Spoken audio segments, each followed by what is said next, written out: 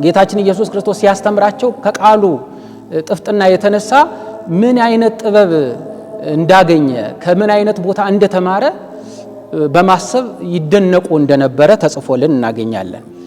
በሌላም ቦታ በማቴዎስ ወንጌል ምዕራፍ 13 ቁጥር 54 ላይ ደግሞ እስኪገረሙ ድረስ ያስተምራቸው ነበር ተብሎ ተጽፏል። ስለዚህ አንዳንዶች ቃሉን ይሰሙታል፣ ግን እውነተኛ የእግዚአብሔር ቃል ነው ብለው ሳይሆን የሚያደምጡት ቃሉን ወይም ደግሞ ከአንደበቱ የሚወጣው ቃል ጥፍጥናው ደስ እያላቸው በቃ እንዲሁ ዝም ብሎ ለመስማት ያክል የሚሰሙት ናቸው። ስለዚህ ሁለተኞቹ የቃሉን ትምህርት የእጁን ተአምራት ሽተው የሚከተሉት ነበሩ። ሶስተኞቹ ምግበ ሥጋ ፈልገው የሚከተሉት ነበሩ።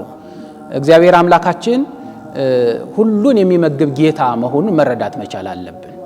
ለሁሉ የሚሰጥ ጌታ መሆኑን መረዳት መቻል አለብን። ሕዝብ አይልም፣ አሕዛብ አይልም፣ ያመኑ አይልም፣ ያላመኑ አይልም። ለሁሉ ፀሐይን ያወጣል፣ ለሁሉ ዝናብን ያዘንባል። ጌታችን አምላካችን መድኃኒታችን ኢየሱስ ክርስቶስን መከተል ያለብን ምግበ ሥጋ ስለሰጠን መሆን መቻል የለበትም። ምግበ ሥጋ የሚሰጥ እግዚአብሔር ነው። አዎ፣ ግን ለሁሉ የሚሰጥ የዓለማት መጋቢ ክርስቶስ መሆኑን መገንዘብ ያስፈልጋልና አንዳንዶች ግን ለምግባቸው ለሆዳቸው ብለው የሚከተሉት ነበሩ።